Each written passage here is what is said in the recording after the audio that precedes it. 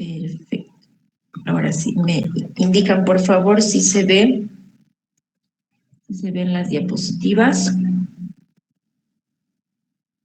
Bien, gracias Florencia.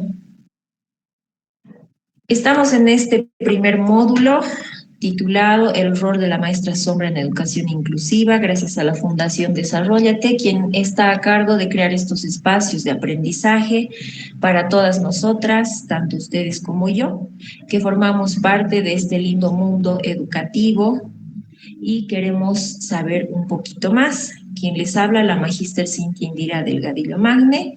En esta oportunidad va a ser un placer poder compartir con todas ustedes el conocimiento y todo lo que sé acerca de este rol tan importante en la educación actual, que es el de la maestra sombra. Para comenzar, vamos a hablar del perfil de la maestra sombra. En las unidades educativas actualmente, se requiere bastantes profesionales que tengan conocimiento acerca de la atención que se debe brindar a distintos niños con neurodivergencia o con algún tipo de dificultad de aprendizaje o algún tipo de discapacidad. En ese sentido, ¿qué perfil debe cumplir la maestra sombra? En principio, debe ser una profesional en cualquiera de estas áreas. Puede ser una profesional pedagoga, una educadora especial, una educadora infantil, una terapeuta de lenguaje o terapeuta ocupacional, que lo que va a hacer es brindar apoyo individualizado a estudiantes que presentan dificultades en el aprendizaje, en la conducta, en la comunicación, la interacción social, entre otras situaciones particulares dentro del aula regular. En la actualidad, la ley Avelino Cignani, la ley 070, permite que los niños con distintos tipos de discapacidades o neurodivergencia, la discapacidad leve en este caso, pueda ser parte de las aulas de educación regular con acompañamiento en aulas de educación especial. En ese sentido, al requerimiento de las unidades educativas o de las maestras, los padres de familia, se hace la contratación de un profesional que le brinde el acompañamiento que el estudiante requiere. Ahora bien, son los padres los que deciden a quién van a contratar, algunas veces a sugerencia de la institución educativa, pero en general los padres buscan un apoyo externo que pueda acompañar el proceso educativo de sus pequeñitos. Y como les había mencionado, pueden ser cualquiera de estas profesionales en distintas áreas. No existe una normativa específica que indique que la maestra sombra tiene que ser una licenciada en educación especial, por ejemplo, que existe esa área dentro de la formación docente de las escuelas de formación para maestros. No indica ningún reglamento, ninguna ley indica qué tipo de profesionales pueden realizar este acompañamiento. Es por eso que es bien amplia la gama de profesionales que pueden hacer el acompañamiento y brindar apoyo a los estudiantes que así lo requieran.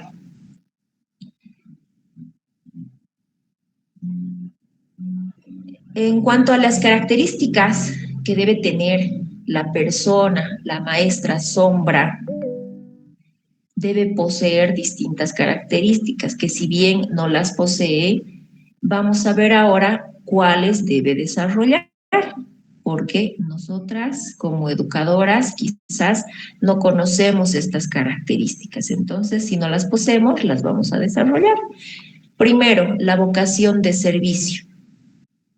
Para poder ser una maestra sombra, tenemos que estar conscientes de que el ambiente en el que vamos a trabajar es muy demandante, sobre todo porque las características particulares de cada niño que vamos a acompañar son totalmente distintas. En ese sentido, nuestra vocación de servicio debe estar bien desarrollada.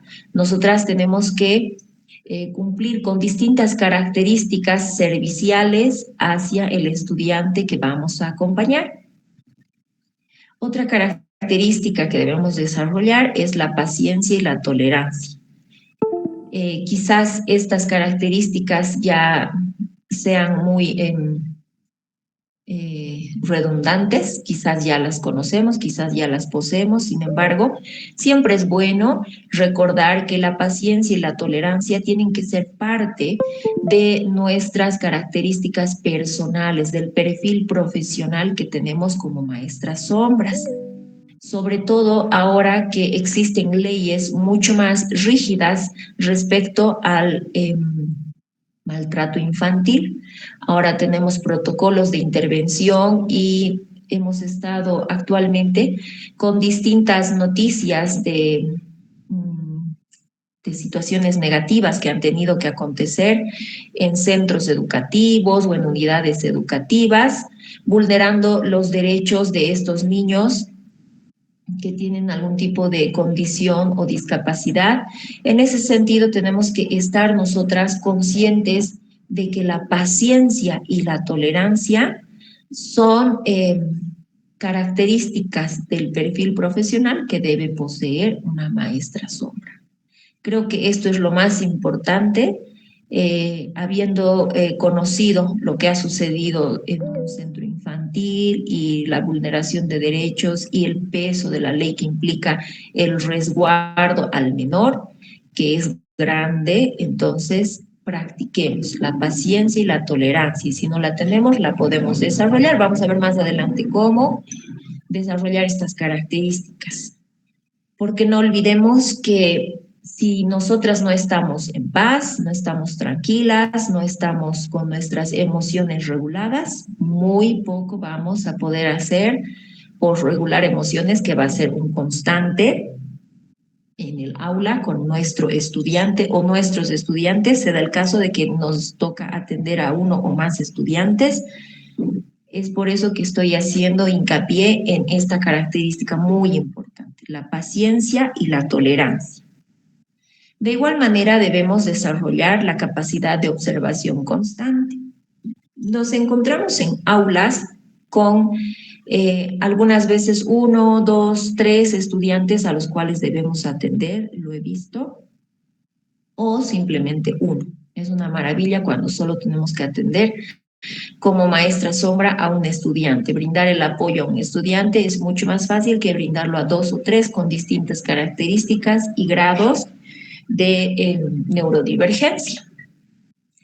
Por este motivo, la capacidad de observación constante es muy importante, desarrollar esta capacidad de observación, porque no es lo mismo estar presente que estar observando, y la observación implica atender, implica prestar mucha atención a lo que requiere el estudiante, al contexto en el que está el estudiante, a cómo reacciona él respecto al contexto, a cómo reacciona el contexto respecto a él. Para eso necesito la capacidad de observación constante, que implica la capacidad de atención. De igual manera, la flexibilidad pedagógica. ¿A qué nos referimos con flexibilidad pedagógica? A la capacidad de poder brindar distintas opciones al currículum pedagógico. Por ejemplo, si la maestra está avanzando las tablas solo con una canción o memorizando las tablas como tal, mi capacidad de flexibilidad pedagógica va a conseguir que el estudiante tenga muchas más opciones de tal vez memorizar las tablas, como un ejemplo, ¿no? La flexibilidad pedagógica implica la capacidad de poder buscar muchas alternativas pedagógicas para poder lograr que el estudiante comprenda un contenido o que el estudiante se acerque a la asimilación del contenido. El trabajo en equipo es otra de las características que debemos poseer como maestras sombras. En el aula existe una distribución jerárquica maestro-estudiante, ¿verdad? En la unidad educativa existe una distribución jerárquica de igual manera. Está el director, están los maestros, está la junta escolar, están los estudiantes. Nosotras somos parte del aula, en ese sentido nos convertimos en la mano derecha de la maestra respecto a la atención de nuestro estudiante. Por eso la capacidad de trabajo en equipo debe estar presente en nosotras. ¿Alguna vez han postulado a un trabajo? Nos preguntan, ¿no? ¿Cómo está su capacidad de trabajar en equipo? Usted,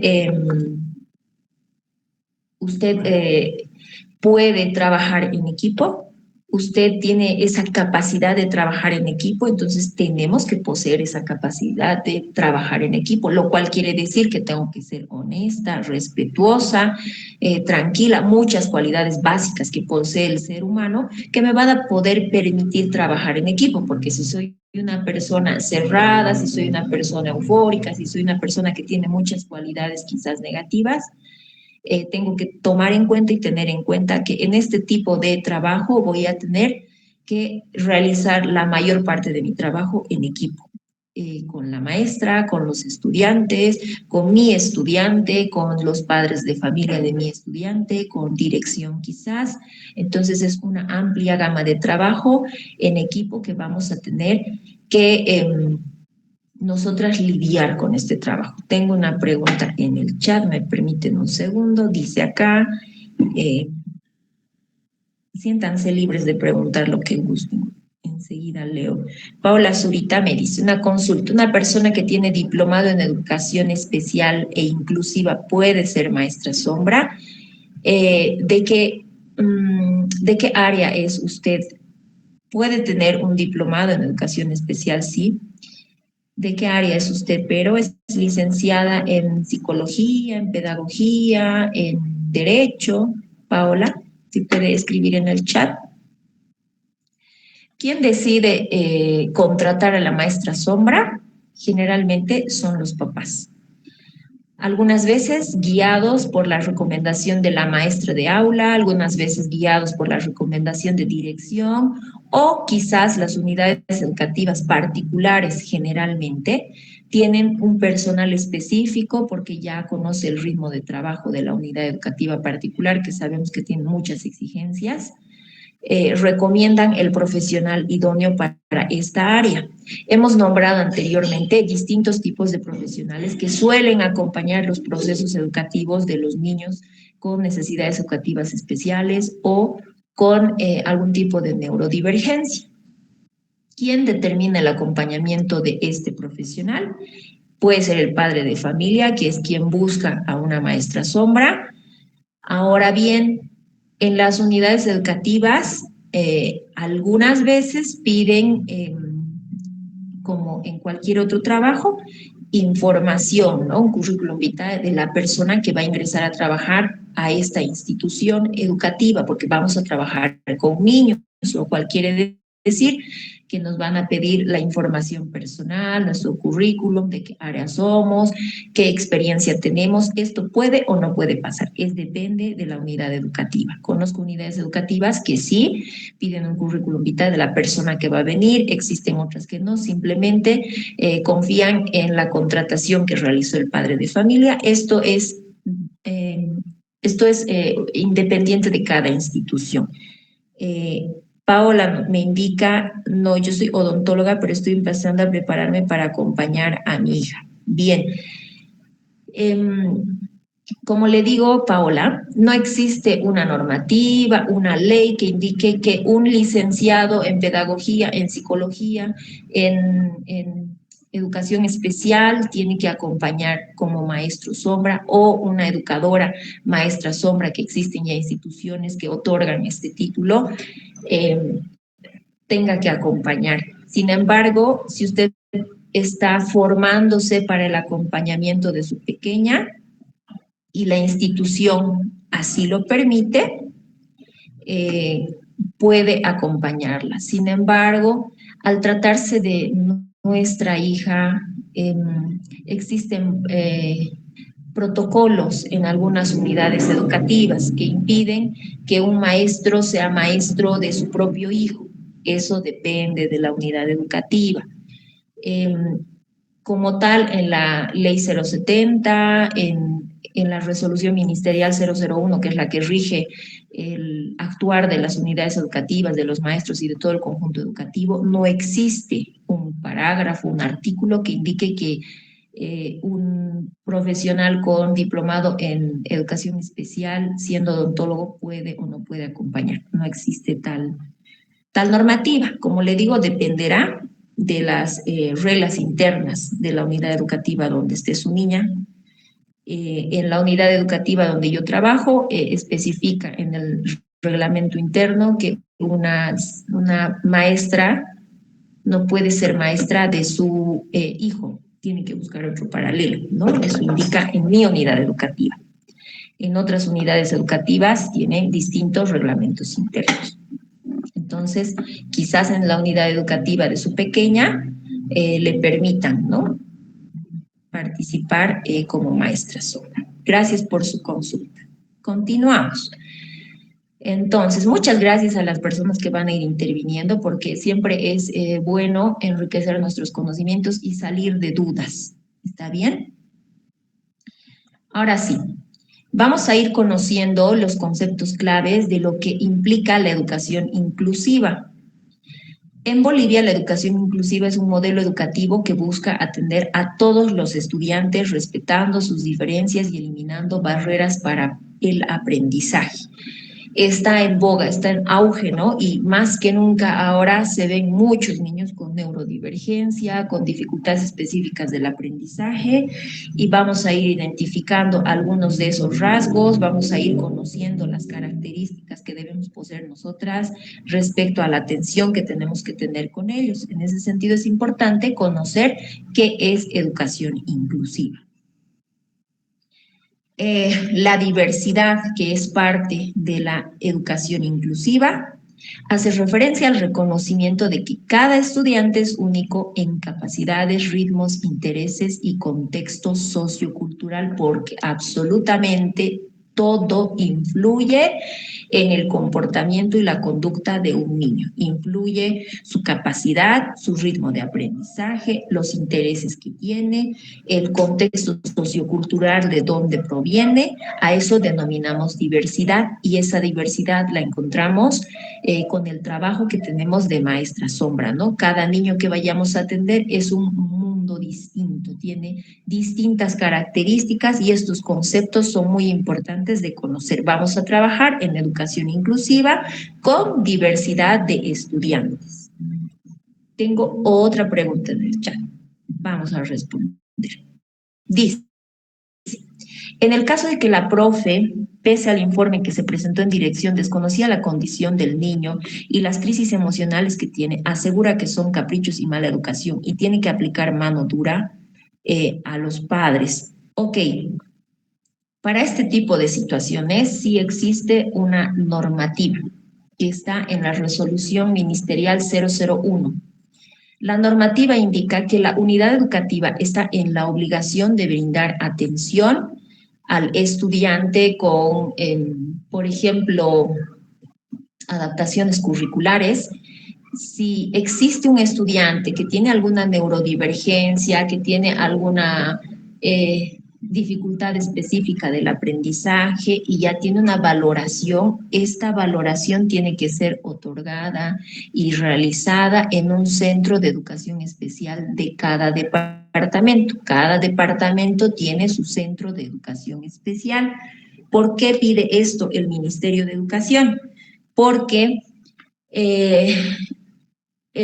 puede ser que algún psicólogo externo o pedagogo externo realice su valoración y el papá quiera que se le dé la atención o las adaptaciones curriculares en el aula, lo cual es correcto, pero según la resolución ministerial 001 indica que solo el informe psicopedagógico de un equipo multidisciplinario que poseen los centros de educación especial puede brindar este informe. Ahora bien, si la persona que ha realizado este informe lo ha hecho de manera externa, pero la profe se empecina en que no, que solo son caprichos, evidentemente. Los profesores no somos, no podemos dar diagnósticos. Los profesores no podemos brindar etiquetas a un estudiante. Lo que corresponde hacer es que el informe que usted presente se asegure de que sea de un centro de educación especial. Por ejemplo, en Sucre es el psicopedagógico. Con eso ya tiene que intervenir la maestra y se tiene que buscar soluciones o alternativas de acompañamiento. Si así lo requiere, lo dirá el informe, si así lo requiere el estudiante.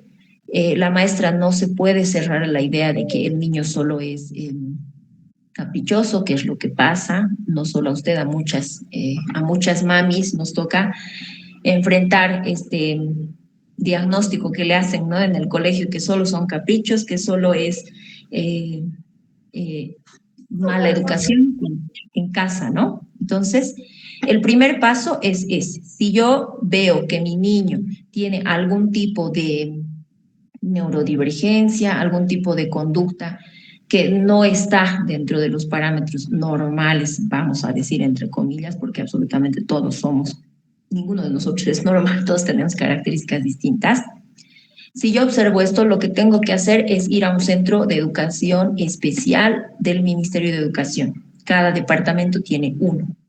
Ese centro me tiene que extender un informe pedagógico multidisciplinario, porque ahí les hacen valoraciones con un fisioterapeuta, con un neurólogo, un médico, un psicólogo, un pedagogo. Es un equipo multidisciplinario que realiza distintas evaluaciones específicas de acuerdo a las características del estudiante, y con ese informe yo tengo que recurrir a la dirección, preferentemente y pedir una entrevista con la maestra para dar a conocer los resultados de este informe que yo voy a llevar.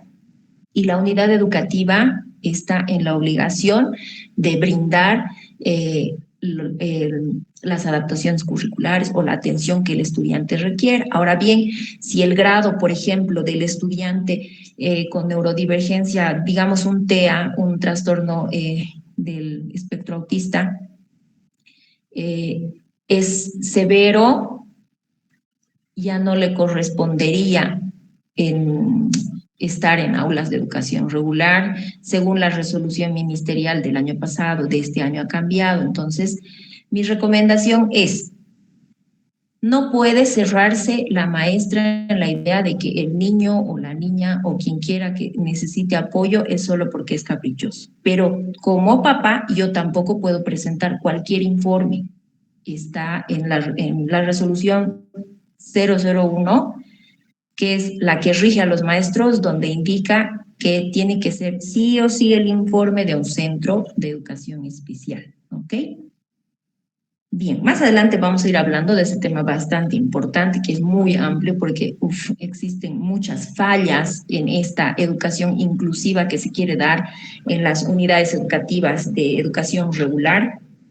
Es un tanto complejo tipificar situaciones o tratar de analizar todo este contexto que es diverso. Todas las unidades educativas son distintas, todos los maestros son distintos, todos los niños son distintos.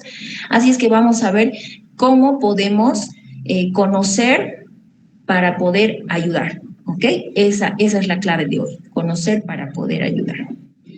Ahora bien, nosotras como maestras sombras tenemos un rol. Vamos a ir viendo cuáles son los pasos para cumplir este rol o qué características hay en este rol que nosotras tenemos dentro del aula. Primero, debemos saber que nuestro rol es apoyar sin reemplazar al docente. En el aula existe, les decía, la jerarquía, la maestra y los estudiantes. Si existen dos maestras, una maestra titular y la maestra sombra que está a cargo de un estudiante o dos, tres estudiantes, primero está la maestra titular, ¿ok? Nosotras vamos a apoyar sin reemplazar a la docente. Nuestro rol es consultar, coordinar, y ahí entra el trabajo en equipo, la característica de la maestra dentro del aula, de la maestra sombra. Una de sus características era trabajo en equipo. Entonces, aquí entra, en mi rol de apoyar sin reemplazar al docente, entra el trabajo en equipo. ¿Cuál es mi rol? La maestra tiene una planificación este año. Para los maestros la planificación es mensual. Ahora depende de cada unidad educativa. Algunos directores les piden quincenal, semanal, de acuerdo a lo que se les ocurra o ellos gusten. En ese sentido, ¿cuál es mi rol? Yo no voy a reemplazar a la maestra. ¿Qué voy a hacer? Voy a consultar a la maestra cuáles son las temáticas que va a abordar esta semana, analizar si mi estudiante va a conseguir aprender con las estrategias que ya plantee la maestra en su plan. Y si no, yo veo que las características de mi estudiante no le rinden, por ejemplo, para aprender las tablas solo memorizando y repitiendo como lorito, yo como maestra sombra buscaré otra estrategia para trabajar con mi niño. Yo no estoy reemplazando a la maestra, voy a trabajar las tablas como los niños o voy a trabajar el número 1, por ejemplo, como el resto, con la metodología de la maestra, pero con mi propia estrategia. ¿Okay? Eso significa apoyar sin reemplazar al docente. Voy a apoyar el proceso de educación de mi estudiante, a quien yo estoy apoyando personalmente, y voy a apoyar el proceso educativo en general, porque yo no me voy a salir del margen, no voy a querer imponer mi propia temática. El día, por ejemplo, que estén trabajando el 1, yo voy a trabajar el 2. No soy una isla, ¿ok?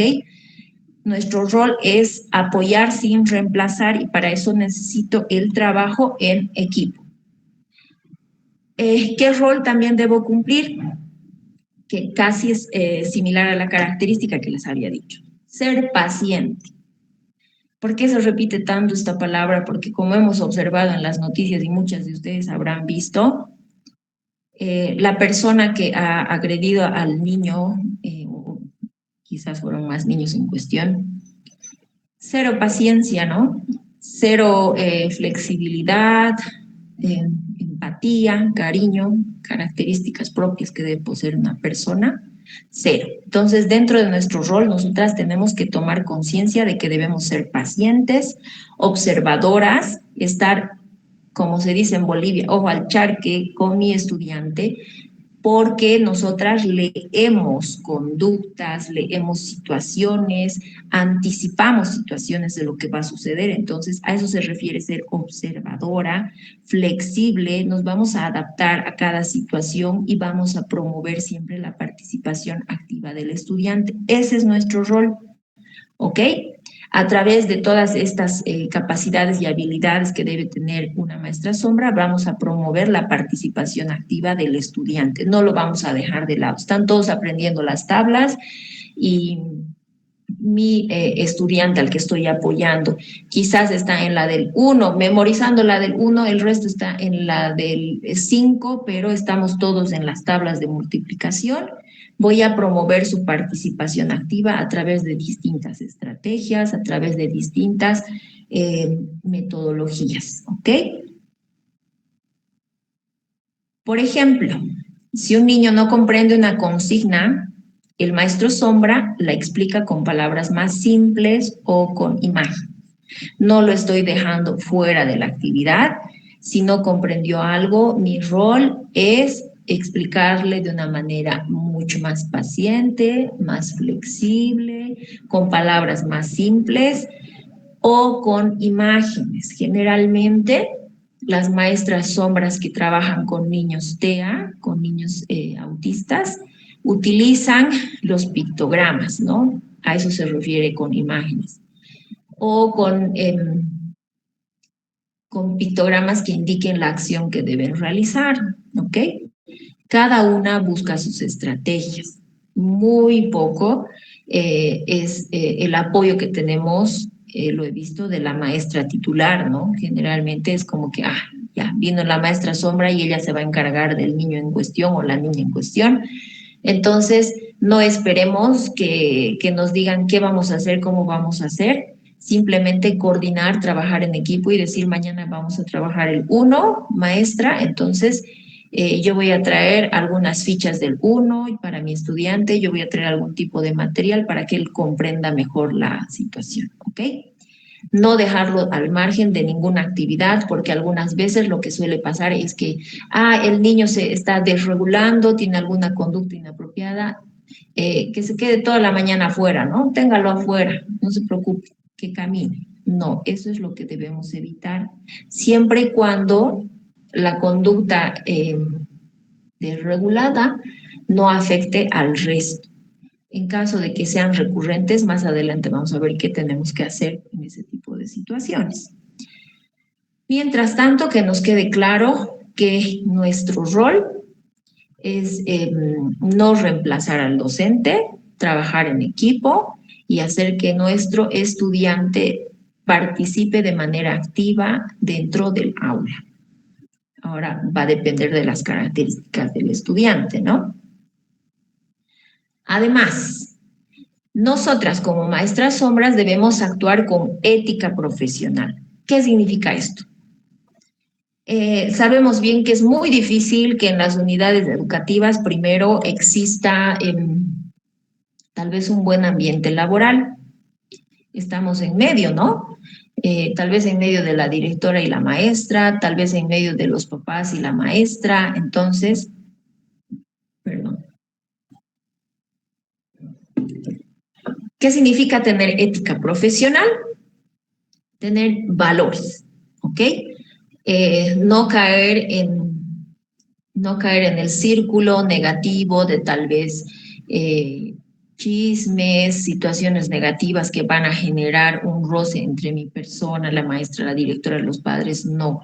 Siempre actuar con ética profesional. Lo que sucede dentro del aula, yo no puedo ir a divulgarlo a menos que tenga el consentimiento de las personas implicadas. Por ejemplo, mi ética profesional a mí no me tiene que dejar realizar estas acciones. Si la maestra tiene algún roce con un estudiante, que no se agrave, ojo, que no se agrave, que no sea agresión física, psicológica, etcétera, yo no puedo ir a divulgarlo. Por ejemplo, le digo a Juanito en voz alta, por favor, siéntate, Juanito. No saben, a Juanito le ha dicho que se siente, hay que decirle a su mamá. Yo como maestra sombra no puedo hacer eso, tengo que tener ética profesional. O tal vez comentarios a la directora de que no sabe, la maestra hoy no ha traído su planificación, hoy no ha trabajado, no, evitar totalmente ese tipo de situaciones. Parece que fuera algo natural, ¿no? Que ya sabemos, pero no saben la cantidad de conflictos que se evitaría si las maestras sombras tienen este tipo de capacitaciones donde se les comunica, se les enseña y se les indica que tienen que tener y cumplir con algunos roles, tienen que tener algunas características y en este caso la ética profesional para mí es muy importante. ¿Ok? Tenemos que respetar la dignidad, es lo que les decía, yo no puedo divulgar información, además que es muy privada, de cómo se comporta un niño, que no sea el mío, al que yo estoy cuidando, apoyando, atendiendo. No puedo divulgar información, tengo que respetar la dignidad de mi estudiante, no puedo ir a comentar, ay, no saben profesoras, ¿no? En la hora del tecito, cafecito, recreo, lo que sea. Mi alumno es así, mi alumno es... No. Respecto a la dignidad de nuestro estudiante, de los estudiantes que están en el aula y de la maestra y la mía y todo, ¿ok? Autonomía y privacidad del estudiante. Lo que les decía, no puedo estar divulgando información personal de las características de mi estudiante, de las situaciones personales, no puedo hacer eso. Dentro de mi rol debo evitar estas situaciones. ¿Cuál es mi campo de acción? ¿Dónde voy a actuar yo como maestra sombra? El maestro sombra interviene en diversos espacios y contextos educativos. No solo se limita al aula, sino que abarca todos los espacios donde el estudiante se desarrolla. Vamos a ver en qué espacios se desarrolla nuestro estudiante. Los campos de acción se dividen en ámbitos de intervención. El primero es el académico, ¿ok?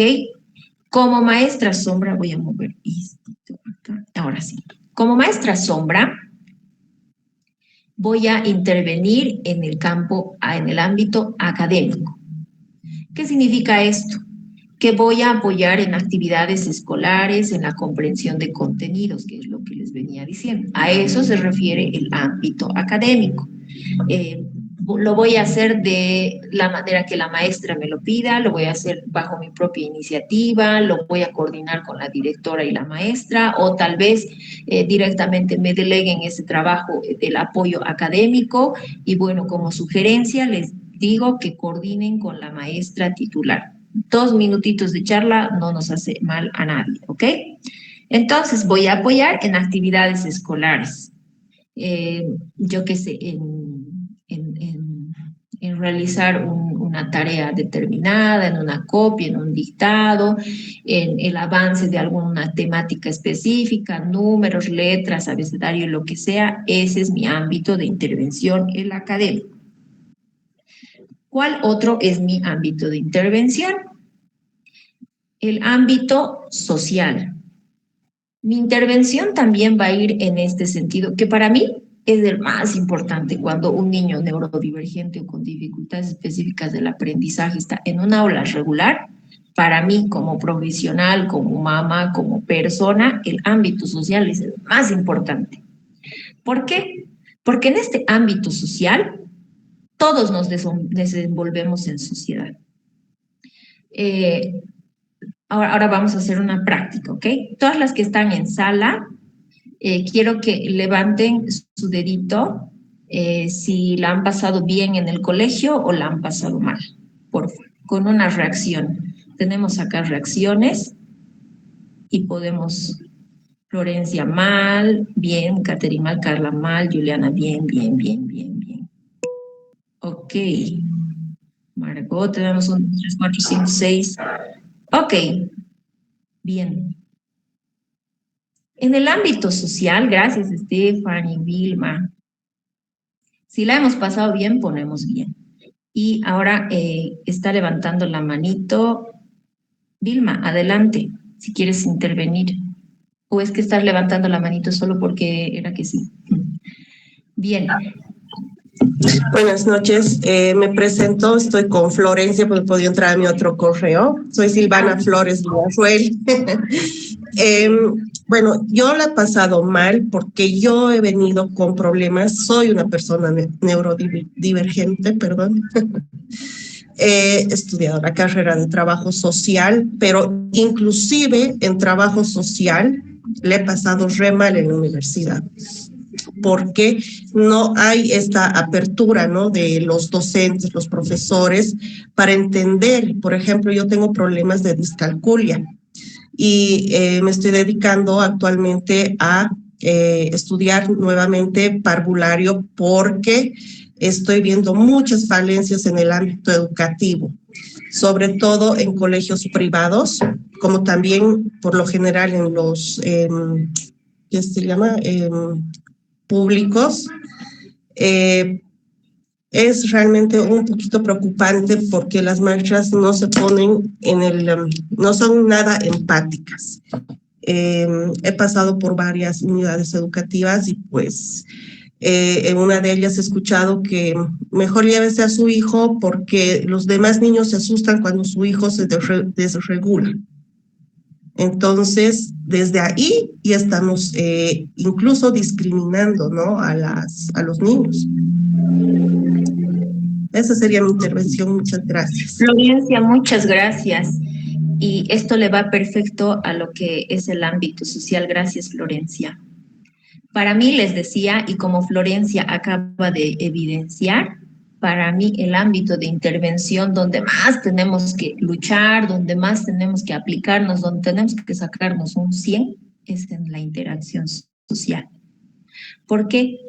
Porque cuando un ser humano, una persona, un niño, un adulto, no se siente parte de algo, de nada sirve que seamos una eminencia de maestras si vamos a excluir a alguien. Ahora bien, como decía Florencia, cada niño tiene sus distintas características particulares, sobre todo con los niños que tienen alguna neurodivergencia, sus estados emocionales se multiplican por 5. Lo que ellos sienten se multiplica por 5 en la mayoría de los sentidos, en la vista, en el olfato, en el gusto, es características personales de cualquiera, ¿no? Algunos tal vez tienen un oído hiperdesarrollado, una vista hiperdesarrollada.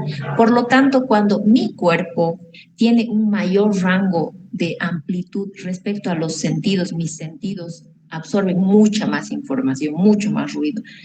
Imagínense lo que tiene que procesar mi cerebro, lo que quiere decir que me voy a desregular totalmente y fácilmente. Si yo ahora les estaría hablando y les pongo la música de fondo, un reggaetón fuerte o una música clásica fuerte, ahí está, una música clásica fuerte, que en teoría la música clásica relaja, muy fuerte. Les hablo yo. En su casa alguien pone otro tipo de música que les gusta a ustedes, su tema favorito. ¿Cómo va a estar su cerebro? ¿Me van a atender a mí? ¿Van a atender la música de fondo? ¿Van a atender la música que les gusta en su casa? No vamos a atender nada. ¿Y qué va a hacer mi cerebro? Va a hacer que en lugar de que yo me concentre en una cosa, quiera escuchar a la docente, quiere escuchar mi tema favorito, porque es mi tema favorito, quiere escuchar el tema que ella nos está enseñando de fondo, o sea, a lo que me voy con este ejemplo. Muchos estímulos hacen que mi cerebro se sobrecargue. Ahora, cuando el cerebro de un niño neurodivergente o de un niño con dificultades específicas de aprendizaje se sobrecarga, y no solo, ahí me voy, no solo de esos niños, sino de cualquier persona normal, entre comillas, que ahora se tipifica como neurotípico y neurodivergente, de cualquiera de esos dos tipos de personas. Cuando se sobresatura la información, nos desregulamos. Cuando estamos viendo tele, cuando viene nuestro hijito y nos habla, y viene nuestro esposo y nos habla, y que quieren que los escuchemos a los tres al mismo tiempo, me desregulo, digo, a ver, ya, cállate hijito, o cállate esposo, o apaga esa tele, ¿no? Nos pasa a todos, pero les pasa con mayor intensidad a los niños neurodivergentes. Y es ahí donde yo, con mi capacidad observadora, tengo que ver si el entorno va a hacer que mi estudiante se desregule. Esa es mi capacidad observadora. No necesitamos ser genias para hacer eso, simplemente atender y comprender y conocer las características de este niño. ¿Por qué voy a hacer hincapié en este ámbito social? Porque es justamente lo que pasa, lo que dice Florencia, ¿no? Lo que sucede es que muchos estudiantes se desregulan, generalmente los niños neurodivergentes, y los excluyen. Ahora bien, para mí la interacción entre compañeros es lo más, es lo que más tiene que buscar un papá, un maestro y todo el entorno, la interacción social. El niño va a aprender a comunicarse, a socializar, cómo aprendemos nosotros incluso a jugar. No aprendemos a jugar solos, en conjunto. Y el juego es una manera de aprendizaje. Entonces, si privamos a los niños neurodivergentes de esta interacción social, los estamos privando de todo el aprendizaje en conjunto. Es por eso que hago hincapié en esto y les he preguntado quiénes la han pasado bien. Quizás la han pasado bien porque han tenido amiguitos en el aula. Quizás la han pasado bien porque el maestro demostraba afecto hacia ustedes, interés, demostraba, yo qué sé, mucho más atención hacia ustedes. Y quizás la han pasado mal porque nadie les hablaba, la han pasado mal porque definitivamente había maestros que desmerecían quizás su trabajo, sus esfuerzos, yo qué sé. ¿Ha habido algún detonante o para que la pasemos bien o para que la pasemos mal? En ambos casos existe una consecuencia. Si yo la paso bien en la escuela, activo mi sistema límbico, que es encargado de las emociones, y él va a hacer que mi hipocampo absorba la información. Si yo la paso mal, si tengo situaciones negativas, emociones negativas, mi cuerpo se llena de cortisol y no aprendo nada. ¿Por qué es importante esta parte social? Porque el niño neurodivergente tiene muy pocas opciones y alternativas de interacción social fuera de la escuela. Me ha tocado un estudiante que su primera interacción social de casa, que era mamá, papá y él, ha sido la unidad educativa. Su primera interacción social. Y claro que nosotros no apuntábamos a que sea Albert Einstein. Yo les digo a los papás cuando me llega un niño neurodivergente, lo que yo quiero conseguir es que converse con los compañeros, que hable con ellos, que juegue, que socialice. Si logramos eso, hemos logrado mucho. No se enfoque en que él aprenda el abecedario, el 1, 2, 3, porque cada uno lo va a hacer a su ritmo y sabemos bien a estas alturas del partido que el trinomio cuadrado perfecto, algunas de nada nos ha servido. Para mí, este ámbito de intervención social es el que más tenemos que cuidar, el que más tenemos que explotar. Es por eso que trabajar con niños neurodivergentes tiene que ser de mucha paciencia, de mucha observación, de mucha flexibilidad, ¿ok? Hay una intervención en el chat, si me permiten, dice: el bullying de los compañeros hace que uno la pase mal también y no necesariamente tiene que ser neurodivergente. Ok, yo también doy talleres a maestros y es casi la misma fórmula. Si en un aula nosotras no cuidamos el ámbito social y la interacción social, vamos a tener un aula caótica, que es lo que pasa ahora, ¿no? Aulas donde los estudiantes no pueden, no quieren y no deben aprender porque están dentro del caos, dentro de la energía negativa, dentro del bullying, etcétera. ¿Quién regula eso? Un adulto. ¿Quién es el que tiene que regular esto? Un adulto. Parece utopía, pero esa tiene que ser nuestra función principal, para mí, según yo, según mi experiencia, porque si no regulamos las conductas, si no regulamos las acciones de los estudiantes, no vamos a conseguir nada.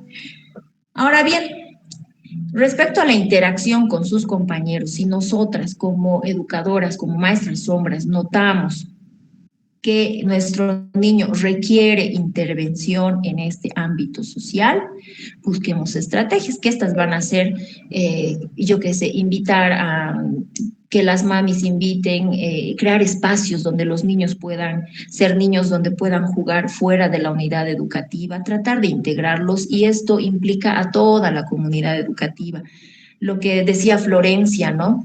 Que son muy cerrados, que los quieren aislar, que los quieren apartar, pero creo que ahora nuestro trabajo es cambiar un poquito esta mentalidad. Desde el lugar en el que estamos podemos cambiar un poquitito. Si yo logro transformar la mentalidad de los 20 papás que acompañan a los 20 niños que acompañan a mi niño neurodivergente, voy a conseguir algo. Y todo esto se consigue socializando, ¿no? Conversando, creando espacios de reflexión a los niños, a los maestros y a los papás. Si yo estoy tomando un taller donde sé que la interacción es lo primordial, voy a buscar mucha más información de cómo sensibilizar a este contexto donde se desenvuelve mi pequeño. Porque si no consigo eso, no voy a conseguir nada.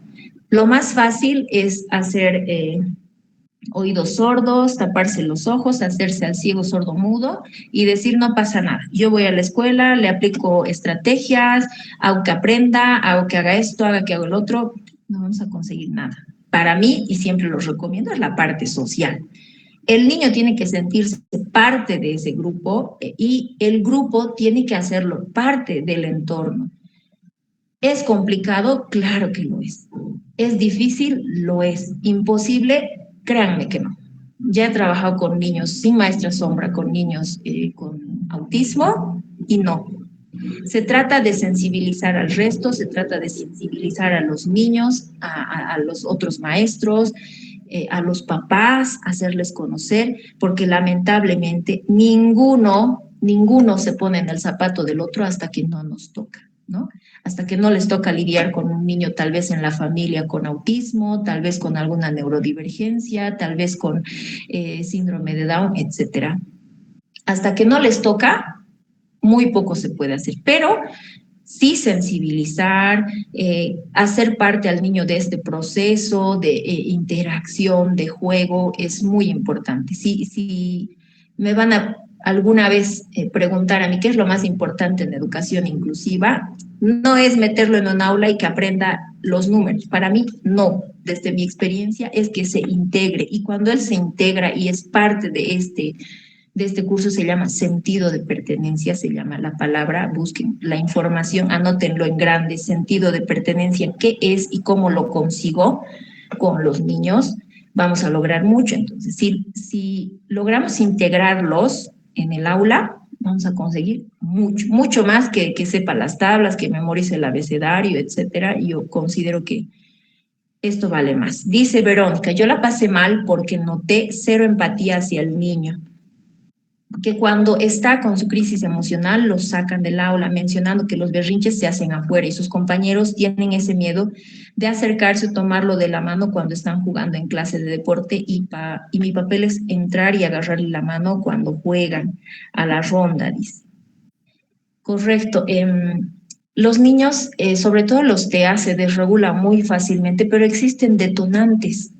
No es que en un 2x3 ellos explotan, no. Tienen características particulares y dan señales. No es que de 0 a 1 arrancan y ya me desregulé. No, dan señales que yo tengo que aprender a observar. Si ya sé que lo pone ansioso, me tocó en un taller una participante que me decía, la maestra les pone la regla de que si todos acaban las 10 oraciones y él está en las 5 y les da un premio a los que acaban rápido y él se desespera, se desregula y empieza el caos, entonces yo le pediré a la maestra que mi alumno solo haga 5, ¿ok? Porque ya sé que se va a desregular, entonces tenemos que ser observadoras, ahí se va nuestro rol, la capacidad, nuestra característica como maestra sombra. ¿Qué es lo que desregula a mi alumno? Tengo que conocerlo porque voy a trabajar con él todos los días. Y a través de este conocimiento voy a evitar, como cualquier mamá, ¿no? Si yo sé que mi niño es alérgico a la frutilla, no le voy a dar frutilla. Pasa lo mismo en educación. Si yo como maestra sombra sé que, porque llego a ser su segunda madre, si yo como maestra sombra sé que van a participar de un juego y él se desregula cuando no logra estar a la par del resto, entonces pedir a la maestra que les rebaje oraciones porque sé que se va a desregular. Entonces voy a evitar voy a prevenir estas situaciones, porque que lo aíslen por sus estados emocionales desregulados también es negativo para mi estudiante. Entonces, la mayor parte de situaciones se pueden evitar. Hay otras que no, por sus condiciones y por sus características, pero la mayor parte sí se puede evitar. Recuerdo que en la primaria, dice, allá por el 2012, tenía 3 compañeros con necesidades educativas especiales, tenían su propia maestra y todos solíamos llevarnos muy bien con ellos, pero hoy escucho muchos casos de malos tratos en los demás colegios, sí. Lo que pasa es que vivimos en un mundo muy acelerado para mí, ¿no? Donde hay mucho estímulo y muchas recompensas, entonces queremos todo así, rápido. Los maestros quieren que todos los alumnos aprendan rápido, que hagan todo bien, que todo sea uniforme, y ahora que existen muchas más neurodivergencias en el aula, muchos más niños que llegan así, pues la realidad educativa ha cambiado. Pero no se trata de la realidad educativa, pienso, se trata de la apertura que tienen los maestros, de la concienciación que existe en la unidad educativa hacia el director, maestros, estudiantes, padres, todo el contexto educativo tienen que tener la misma voz, ¿no? Buscar armonía, buscar equidad, buscar igualdad en el aula para todos. Dice Rosalía, yo más que todo necesitaba este curso con urgencia porque soy mamá de un niño autista y trabajo en un centro de estimulación temprana. Y hoy en día nos están llegando bastantes niños con esa condición en el centro de estimulación temprana, donde trabajo, y quisiera ayudarlos más que todos, como dice usted, también puedan interactuar con los demás niños. En el caso de este tipo de centros de estimulación, hay que ser un poco cuidadosos con el número de estudiantes que tenemos con distintas patologías, neurodivergencias, características. ¿Por qué? Porque uno cuenta como 5. No es lo mismo atender a un niño que atender a 5 niños con el espectro autista, con el trastorno del espectro autista. Entonces, uno, no hay que saturarnos, porque cuando nos saturamos de estudiantes, muy poco vamos a poder hacer. Cada uno tiene sus características, voy a tener que estar, se dan cuenta, así como ojo de águila, ¿no? Hipervigilando a mis estudiantes para ver que no se desregulen. Entonces, Hay que tomar en cuenta siempre el número de estudiantes que no excedan, si es que trabajamos en algún centro particular, solicitar que no excedan los 5. Generalmente en educación especial se trabaja con 5 niños. ¿Por qué? Porque un niño cuenta por 5, entonces estarías trabajando con 25, así, más o menos. Esa es la cuenta que tienen que tomar en cuenta, ¿ok? Es complicado trabajar con niños con trastorno del espectro autista. Si queremos ayudarlos, por supuesto que sí. Y bueno, el primer paso es crear un ambiente de tranquilidad, de un ambiente donde puedan regular sus emociones, conocer qué los desregula, porque es importante, ¿no? Tomar nota, digamos, a Jaimito le desregula que le quiten el juguete de golpe. Cuando se lo quitan, chau, paz. Entonces, estaré atenta y haré conocer al resto, por favor, a Juanito, no le quiten el juguete de manera brusca. Si es que lo quiere, pídanselo, ¿no? Hay maneras, hay estrategias, todas las aulas son distintas, todos los niños son distintos y yo tengo que tener la capacidad de observación. Bien, vamos avanzando. En el caso de niños con síndromes genéticos suelen aceptarlos con síndromes genéticos suelen aceptarlos en las instituciones regulares pero inclusivas. No existe una normativa que hable acerca de síndromes genéticos. En la normativa, en el reglamento 001, que cada año se cambia, habla del espectro autista, habla de discapacidad y que es auditiva, intelectual, motora, visual, y habla de niños con necesidades educativas especiales, con dificultades específicas del aprendizaje. No menciona que no pueden aceptar a otro tipo de niños, tampoco menciona qué tipo de patologías sí se aceptan, qué tipo de patologías no se aceptan. Todo depende de la apertura que tenga el centro de educación y de que, sobre todo en las discapacidades, sí es muy claro. Dice, para el sistema de educación regular solo pueden acceder niños con discapacidad leve, con su previo informe, pero al tratarse de un síndrome genético no existe ningún documento o normativa que indique algo respecto a síndromes genéticos. Habla más de discapacidades, de neurodivergencias y de necesidades educativas especiales.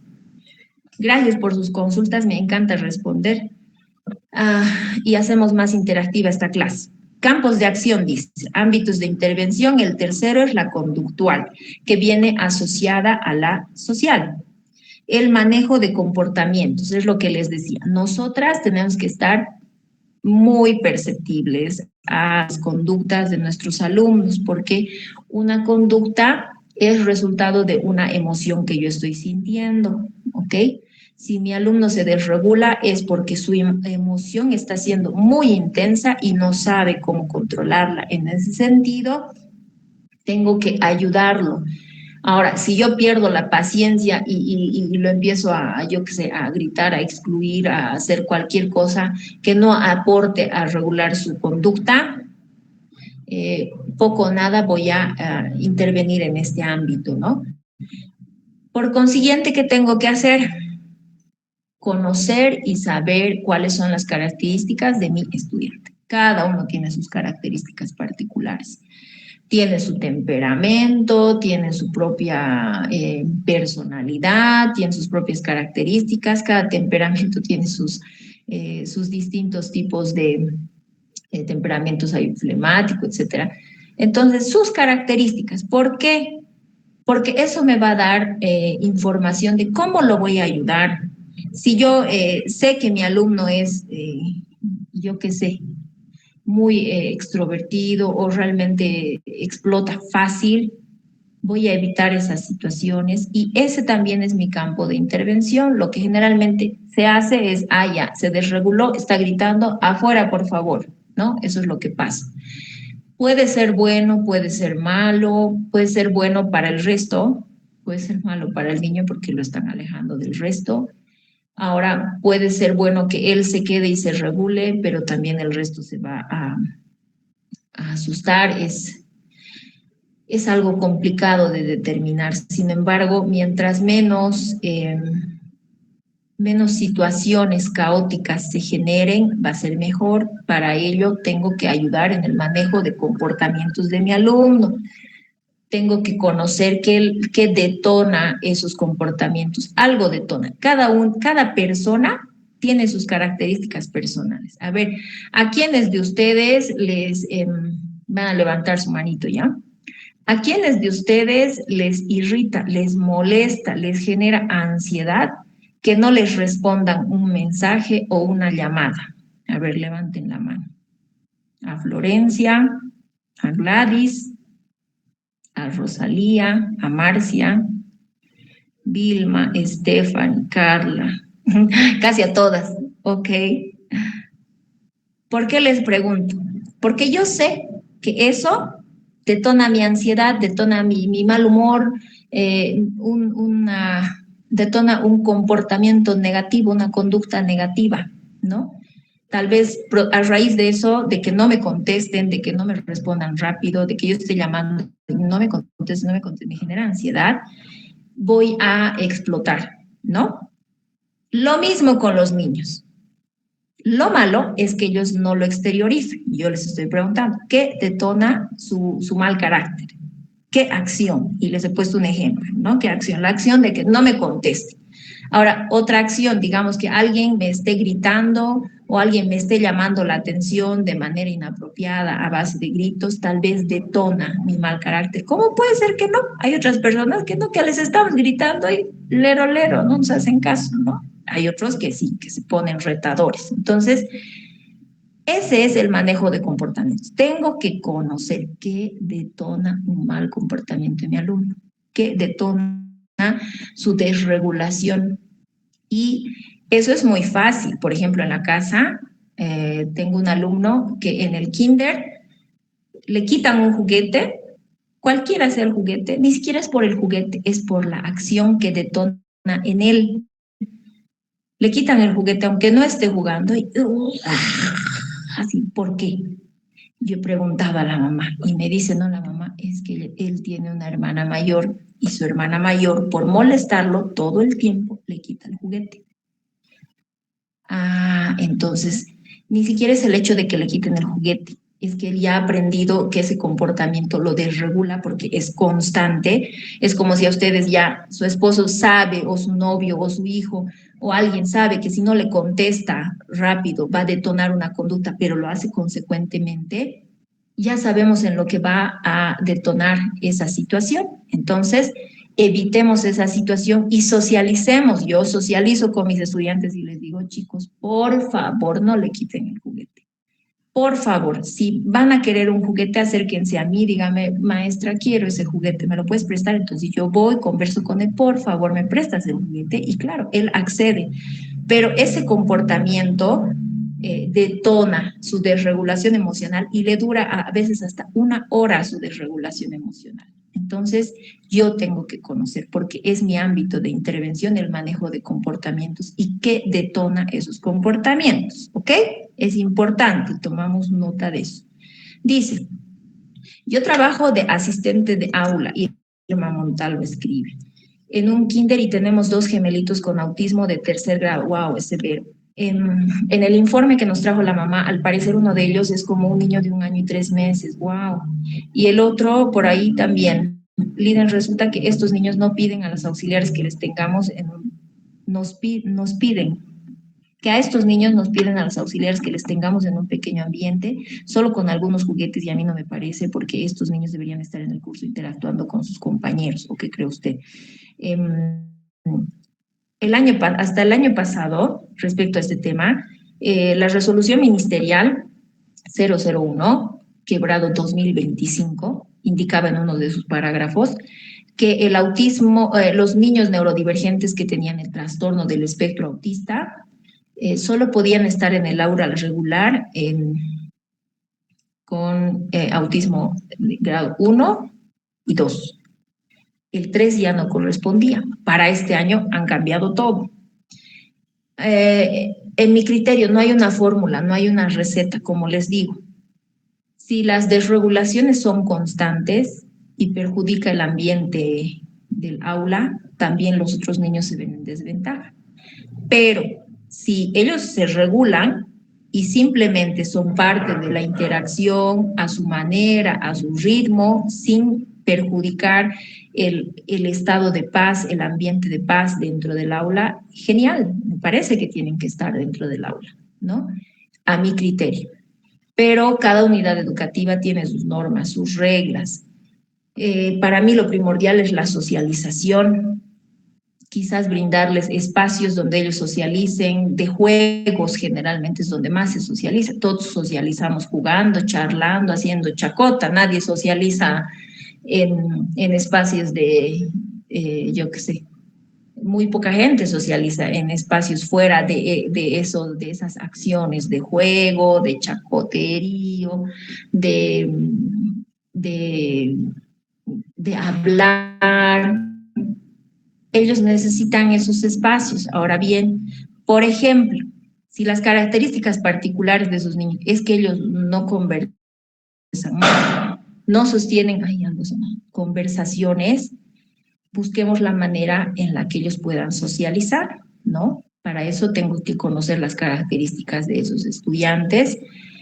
Y como les digo, para mí la parte más importante es la socialización. Siempre y cuando yo aprenda, conozca y reconozca cómo regular comportamientos y las desregulaciones no sean una barrera, porque se convierten en barreras y como el resto no sabe lidiar con esas desregulaciones, es una barrera muy grande.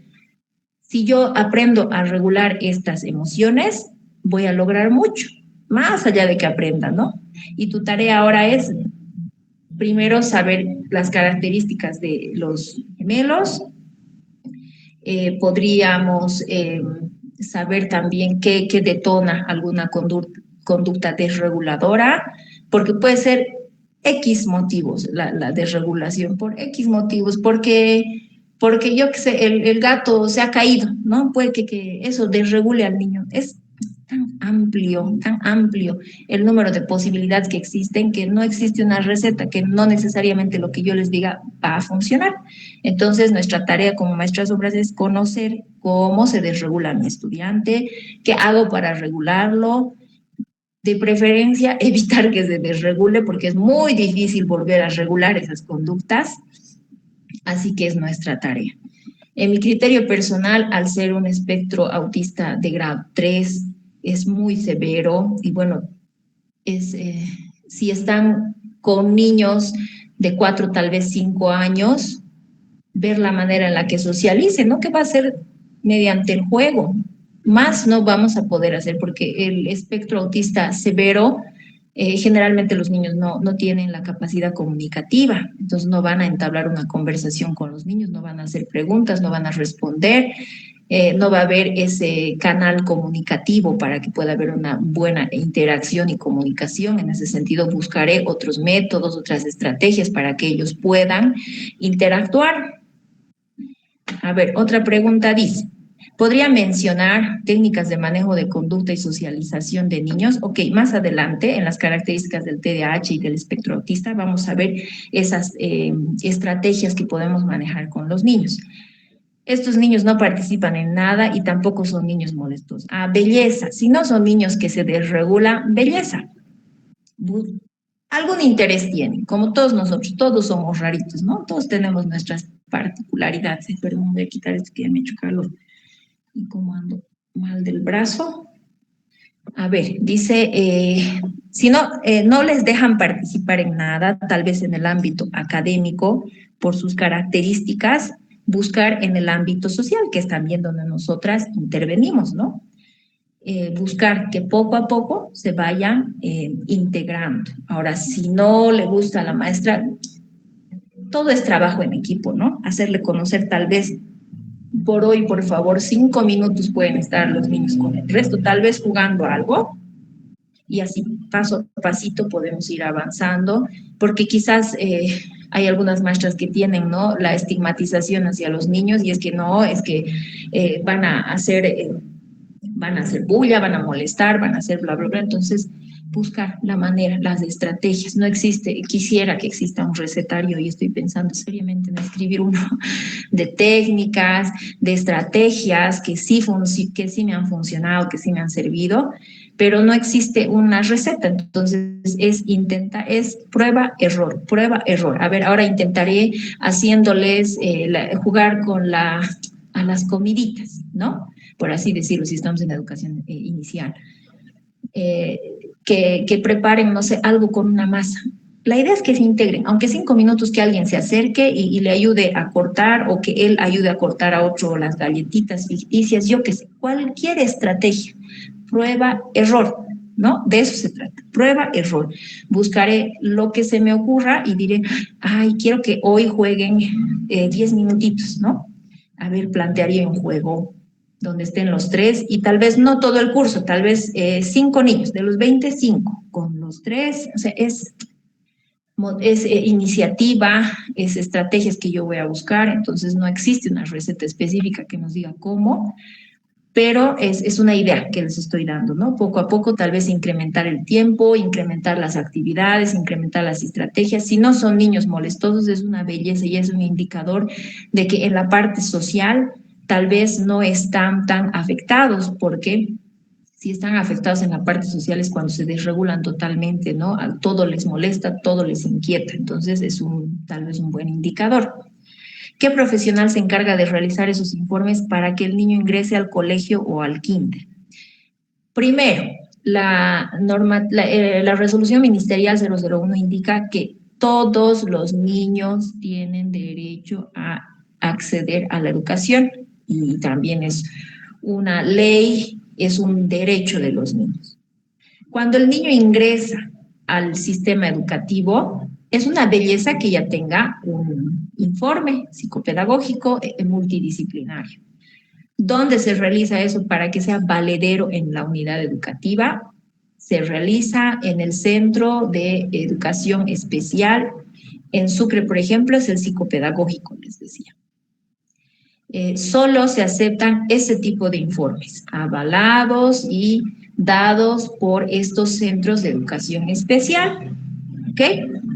¿Qué profesionales realizan estos informes? Es un equipo multidisciplinario, porque si ya han tenido contacto con estos niños, tienen características diversas, ¿no?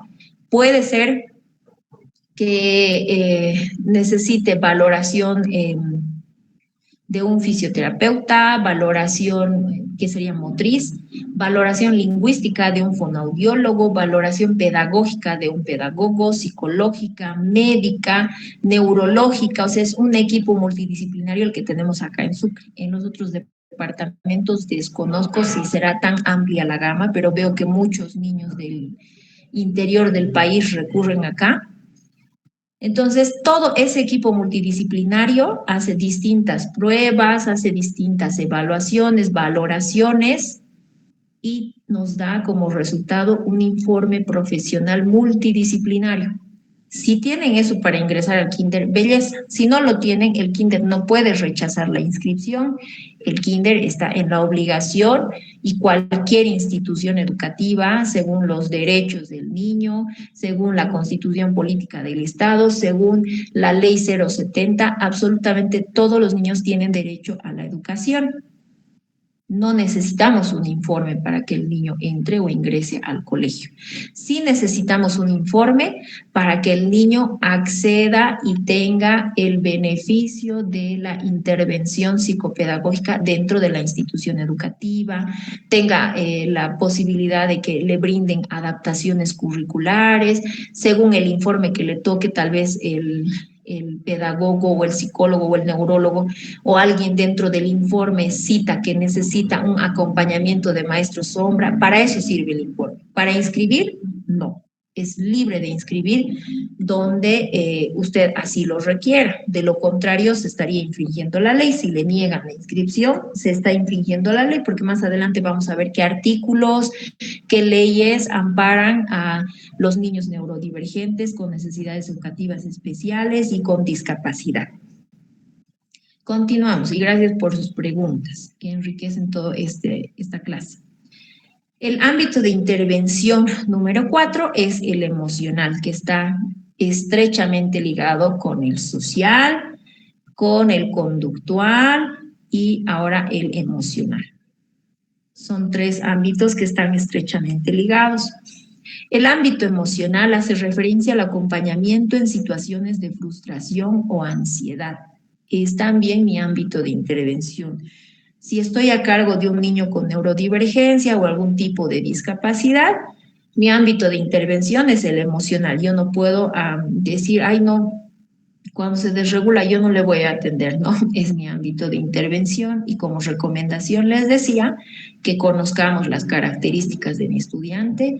Según prueba y error de las estrategias que yo vaya planteando, quizás me pueda servir el hecho de regularlo con alguna estrategia específica que a él le sirva, porque no hay una receta. Entonces, mi ámbito de intervención también es el ámbito emocional, que está estrechamente ligado con el conductual y el social. Los espacios donde interviene el maestro sombra. Creo que todas somos maestras, ¿no? Voy a decir la maestra sombra. Es el aula regular. Dentro del aula, yo voy a intervenir con el niño. Voy a ayudar en los procesos pedagógicos, en los procesos sociales, conductuales y en todos los ámbitos anteriormente mencionados que se dan dentro del aula regular. Yo voy a intervenir en estos espacios. De igual manera, voy a intervenir en las actividades extracurriculares. Por ejemplo, si existe una carrera, si existe una maratón, si existe, yo qué sé qué actividades más, es un paseo, también es el espacio donde voy a intervenir en actividades extracurriculares. Yo voy a apoyar a mi estudiante y voy a ayudarlo a interactuar. Espacios recreativos como el recreo, el comedor, las salidas también.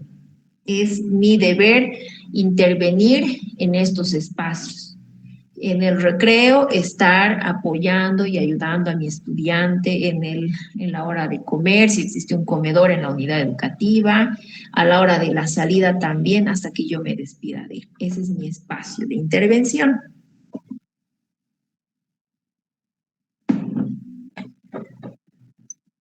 Otro espacio donde voy a intervenir es en los procesos de evaluación. Estos procesos pueden darse dentro o fuera del aula regular. Por ejemplo, en una clase de educación física existe un proceso de evaluación. Yo tengo que ser parte de ese proceso de evaluación. ¿Por qué? Porque no lo van a evaluar como el resto, no lo van a evaluar como al resto. No deberían, no tendrían que. Para eso yo voy a preguntar, ¿no? Voy a trabajar en equipo con el maestro asignado a este proceso de evaluación y voy a preguntar cómo va a evaluar al resto o qué temática va a evaluar para que pueda haber tal vez de mi parte una sugerencia de cómo podría evaluar a mi estudiante. En el ejemplo de Florencia, ¿no? Florencia nos decía, ella tiene discalculia y tiene una evaluación de matemáticas. Voy a preguntar a la maestra cómo va a evaluar para que yo pueda tal vez plantear una estrategia que sea factible a ella, ¿no? Voy a intervenir en este proceso de evaluación. Ahora, no voy a imponer mi intervención porque hay muchas maestras que dicen, ok, tú le acompañas, pero en la evaluación no. Todo es negociable.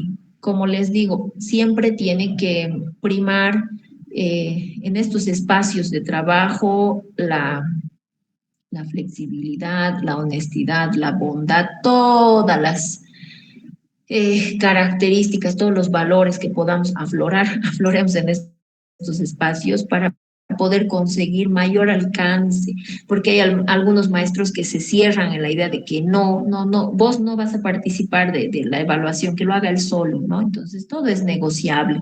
Evidentemente no existe una normativa que diga que si tú puedes participar, no puedes participar, es lamentablemente negociable, es determinación ya sea de la unidad educativa, pero si estamos en la posibilidad de negociar este proceso y podemos acompañarlo, genial, y tal vez hasta plantear estrategias de evaluación, genial, todo con respeto, nosotros nos reemplazamos al maestro. Dice Verónica, En caso de que el niño jaló el pelo a la maestra en su crisis, ¿está permitido que el colegio lo expulse? No, no está permitido. Existe un protocolo de intervención que si gustan al finalizar la clase les voy a pasar, o en el break que tengamos al finalizar, al finalizar les voy a pasar para que no me distraiga buscando. Existe un protocolo de intervención ante actos de violencia. ¿Qué debe hacer un maestro? ¿Qué debe hacer un niño? ¿Qué pasa si hay violencia entre maestro y niño, entre pares, entre director a niños? Hay que revisar ese protocolo. Como educadoras tenemos que conocer porque algunas veces trabajamos en unidades educativas particulares, pero también trabajamos en unidades educativas del sistema fiscal. No pueden expulsar a un niño porque haya demostrado esa conducta de agresión, a menos que sea recurrente, ¿no? Porque en este caso prima el derecho del niño a la educación por sobre todas las personas. El sector más vulnerable son los niños. Ahora, ¿dónde se recurre si es que lo van a expulsar por esa acción? Tal vez pedir guía y orientación a la dirección distrital, que yo tenga conocimiento. Y si es un niño con este tipo de características de neurodivergencia o discapacidad, creo que no corresponde, ¿no? Que esté además bien certificado aquello, que tenga un informe de que tiene algún problema, alguna condición, creo que no es merecedor de la expulsión. Sin embargo, leer este protocolo nos va a abrir más los ojos. Que yo tenga entendido, no implica sanciones de ese tipo severas para los niños, ¿no? Sí, para los adultos. Para los adultos las sanciones son grandes y es también importante conocer el protocolo, cómo se actúa según este protocolo. Así que se los voy a dar a conocer. Les voy a pasar por el WhatsApp mediante la licenciada. Ahora, la intervención del maestro sombra no se limita al ámbito académico, sino que abarca dimensiones sociales, emocionales y conductuales del estudiante.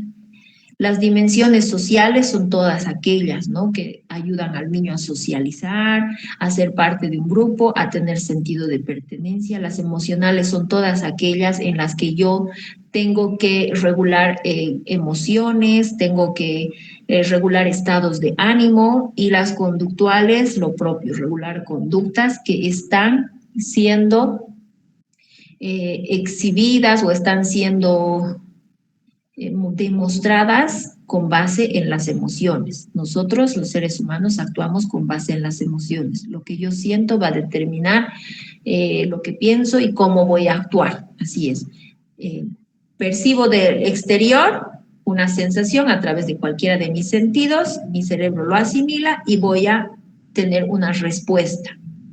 ¿Qué es lo que asimila adentro? No sabemos, pero podemos observar la respuesta. Entonces, y nuestras conductas son recurrentes de todos los seres humanos. Actuamos de determinada forma en determinada situación, y es importante conocer cómo lo hace nuestro alumno y también cómo lo hacemos nosotros, que no quede de más.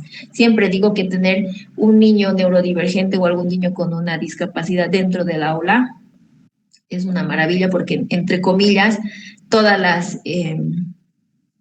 pautas, reglas, normas que les estoy dando, dizque para la atención a un niño divergente, también funcionan para los niños neurotípicos, porque absolutamente todos tenemos, sentimos y tenemos emociones que nos desbordan y que se convierten en una conducta, no solo los niños neurodivergentes. Entonces, la estrategia aquí es,